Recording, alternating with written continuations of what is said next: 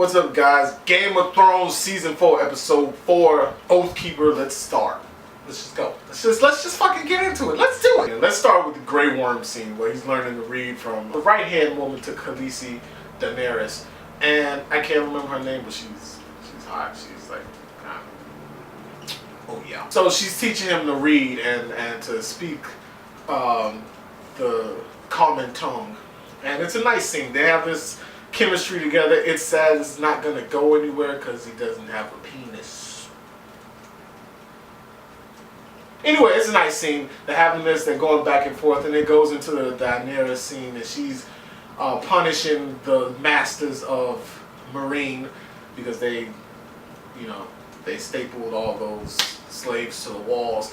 And so she said, you know what, fuck it, I'm gonna staple these motherfuckers to walls. We're gonna crucify them. This is, eye for an eye. I know the Bible doesn't take place in this world, but principles apply. What I like about her scene is she's already having conflict in her reign. She's trying to decide which way to go, and she's taking a more controlling role. You know what I mean? Her advisor, the baddest old man alive, came up to her and said, maybe we should, these people are technically now your constituents too. Maybe lenience would be nice here. And she's like, you know what? No. They nail people to the walls. I'm nailing them to the walls. 160 out of many people are getting nailed to walls. That's how we doing it. Right? So I like that scene. It's very nice. It had just the right amount of to it. So they get to the next scene, and it's Bronn, and he's still training Jaime to fight without using a hand. And they have a conversation about Tyrion. And you know what I like about Bronn? Bronn does not give a fuck. Checks bounce from him because there are no fucks in the bank. He has no fucks to give. He doesn't care. He doesn't care whether he's talking to a lowborn, highborn king or nothing. He talks how he feels and he says what he feels, and I like that about him. He makes a good point about Tyrion being there. Tyrion, having Jaime in his heart and having Jaime in his mind when he needs help, and Jaime should be there for him. And it's a good point he makes. I think it's interesting that between the two of them, he just doesn't give a fuck, and I like that. There's a scene with Jaime and Tyrion. He goes to see Tyrion in jail, and they have this conversation, and basically it's a lot of emotion going on in this conversation because Tyrion brings up the fact that Joffrey is his son, and he's like, don't go there. And Jaime's bringing up stuff that Tyrion doesn't want to hear, but at the core of it, they want to help each other. They love each other. Those two are the only two Lannisters that understand each other and actually have a fit. Jaime and Cersei have a fit, but it's a sexual one. They don't feel the same emotions and have the same kind of problems. You know what I mean? Cersei is a whole different creature. She thinks she's up there, but she's probably the dumbest one out of the group. You know what I mean? But they have a nice dynamic, and I like that. Littlefinger. I said this last week. Littlefinger is a smart, and I didn't realize how entangled in everything he is. He's a smart. He's evil, dude. There's no other word. He's fucking evil. He's evil. And it's not, he may be worse than everybody else in all Westeros. He's like, if you take the cunning of the Lannisters, right? The pride of the Starks and the scruples of poor people, and you twist it together into this Captain Planet of evilness, you get Littlefinger. So he's schooling Sansa in what happened. One, he says, look, yeah, I was involved. Big fucking deal. I didn't like him. Things change. I made some new friends, and my new friends want to grow a strong relationship. Growing strong. relationship. And he said, look, that necklace you had, bitch, there was a poison in it. We used it to kill him. You were involved. You know, she asked him what he wanted, and his answer was the scariest thing, besides the end of the episode, the scariest thing that might have ever happened. He said everything. Like everything. I want everything. Which means that he's really one of the most dangerous people in all of Westeros.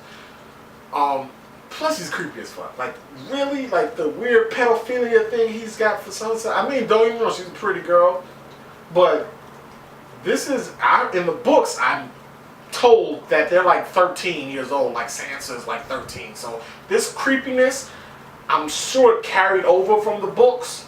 So this creepiness is real. He like really wants to. My last name is Tyrell. Okay, it's what it is, and I've naturally taken a liking to the Tyrell family, Tyrell, however people pronounce it every other way, family on the show. And I knew this old bitch, the Queen of Thorns, was bad. I knew, not bad like bad, but like bad like, that'd be bad. Like that kind of bad. Okay, I said bad a lot just now. If you can decipher that, you're a smart individual. Queen of Thorns is right. That bitch bad. She killed Joffrey. I was trying to figure out who did it, and I know why. But she was the one who did it. Like, she was like, you think I was gonna let you marry this monster? Fuck, I go through menopause again before I let you marry this motherfucker. And I thought to myself, like, this, yeah, nobody suspect the little old bitch with the face wrap. Nobody's expecting that, and I like that. House Tyrell, the flower is weird, but like, soulmates. Yeah. So we go to the wall in this scene, and Jon Snow's there, and he's rallying the men, teaching them to fight. And you notice that Bolton's main dude, I can't remember his name, Skiff, something stupid. So this dude's there, and he's infiltrated the Night Watch so he can shank Jon Snow in his sleep or whatever. And I thought to myself, like, the lengths, that's impressive lengths to go. To join the Night Watch, take the black, which is supposed to be something that you can't do and undo, like it's like a braid or something. You can't just like do it up and then undo it. You know what I mean? But he's doing that so that he can get the land and the mule and all the other shit black people never get. That's a joke. We didn't get it, but it's a joke. It's smart of him. I figure like Craster's place is the best place to strike, like within the midst of the fighting. That's where I would go for it. He's not going to succeed though, because it's Jon Snow. When Jon Snow dies, it's going to be an event. Because he feels like a special character. Not just because he has fantastic hair either. His hair is pretty cool. Lady Olenna Tyrell, whatever, has this conversation with her granddaughter about how she got her grandfather. And she snuck up on him and threw the pussy on him. And it was a nice gesture. It was clever and smart. And she suggested something similar for her granddaughter and Prince King Tommen. Now, and Cersei's so blinded with hatred and rage and anger towards Tyrion, she hates him.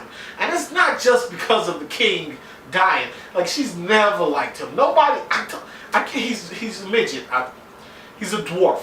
I get that, right? And it's unbecoming, and it's like an odd thing in normal society to them. But the amount of hatred that he gets from everybody in his own family is unreal. And she's just like, she's telling Jaime to kill him. Jaime's like, I can't, he's my fucking brother. And she's like, I'm your sister and your hole to stick your prick. Everybody wants him dead, and she's at the top of the list. And he didn't do it, which is, everybody knows that. He didn't do that. He doesn't have that kind of balls. I mean, he might, but he didn't kill, obviously. Old Tyrell lady did, which, it's my house right there. Marjorie sneaks into Tommen's room, past the King's Guard. how. I imagine that some of this action happened, and she, you know, got her way in there, and she had a conversation with him. She sweet talked him, and I was like, this is her finger. This is Tommen. Wrapped, whipped. He's whipped already. She owns the boy. She got him. It's over. That fast. But he's not a monster, so it's okay. It seems like she'll have a lot better chance to control him and you know, help rule. With that little shit, I've already forgotten him. I don't know his name. Joffrey. With him, it was just like no telling what. One minute he could be smiling at you, next minute he's shooting you with bows and arrows. Like what the? He's a whatever. Okay, so that happens. In Cersei's conversation with Jaime, she's like, I want you to go hunt down Sansa and take her fucking head and bring it to me. Okay? Because she helped Tyrion kill my son. Now, let's put aside the fact that even if she did, it's no way you could be mad at her.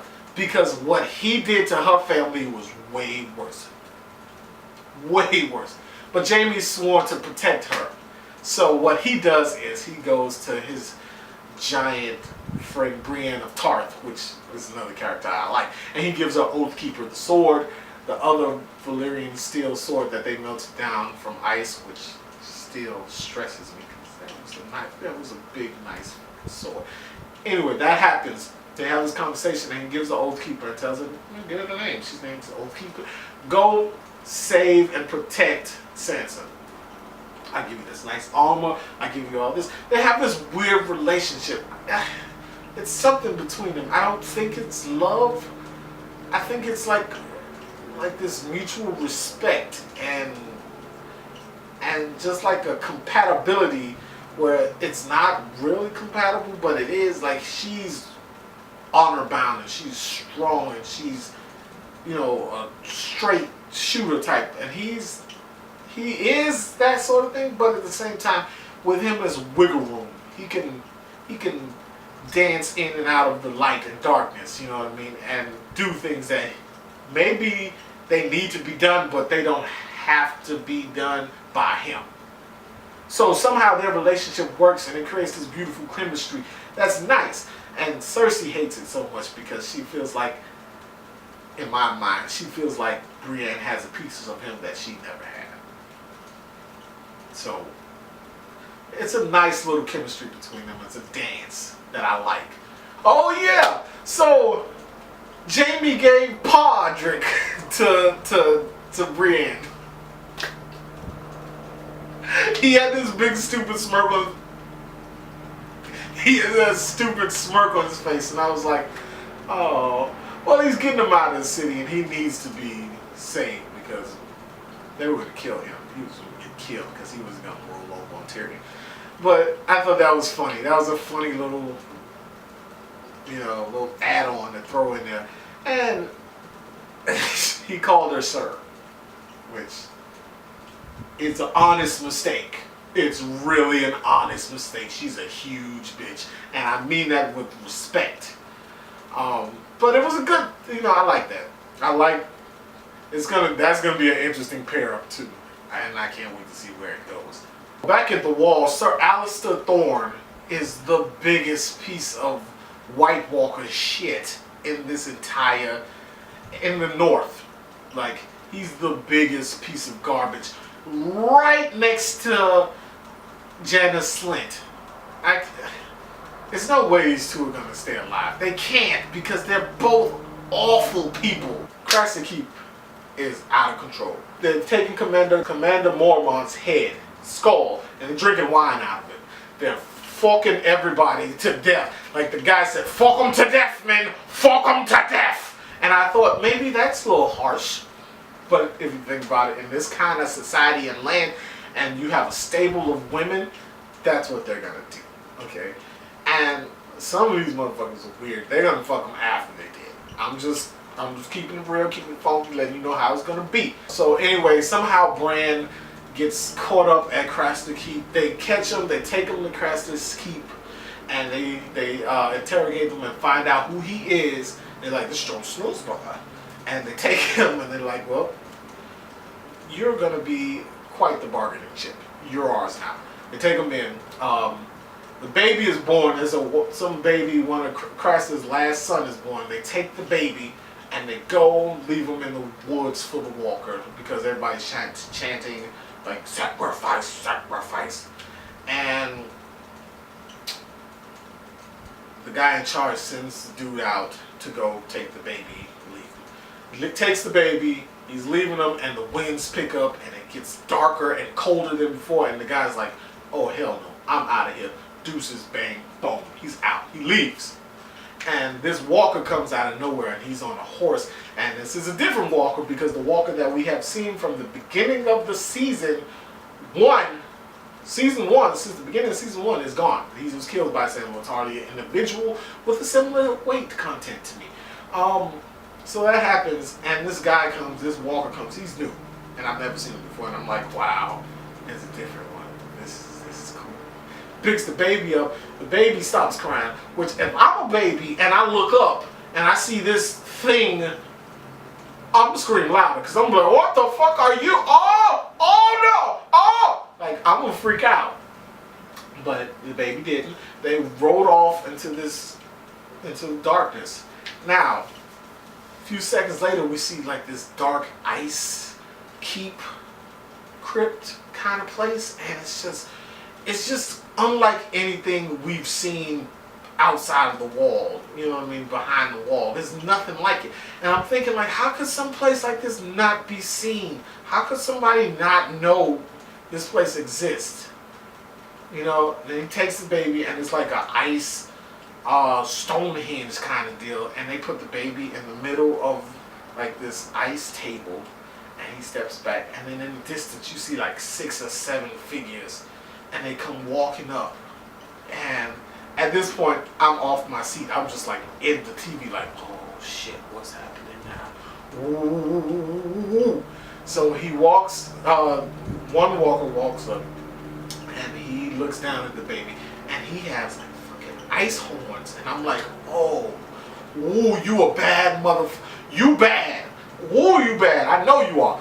And he touches the baby, and he just touches the baby, and the baby eye turned into ice, like the walkers.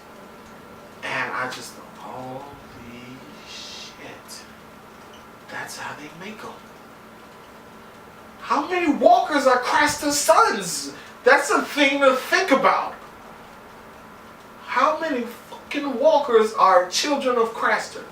He's been out there fucking for 30, 40 years. Most of them might be Craster's children. I'm just thinking of this right this minute. Holy shit.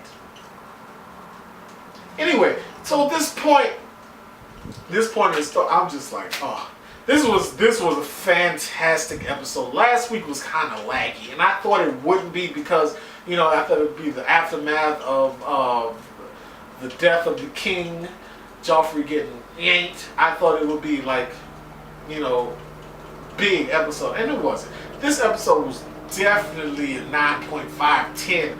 I mean, the last 10 minutes was spectacular to me. Like, holy hell. Fantastic. So, thanks for watching, guys. If you made it to the end of this video, I commend you, because a lot of people don't for some reason. I guess I'm trying to take more time and analyze more scenes now than I have before. So that's the thing that's happening. Also, you guys, you can check out my other channel. It should be in the description below. Like this video, comment, let me know what you think of the whole ice event. Let me know what you think about the dude with the spikes. Let me know what you think about the whole episode. I like to talk to people and have conversations in the comments about these things. So if you can do that, I will see you guys later. Deuces. Thanks for watching.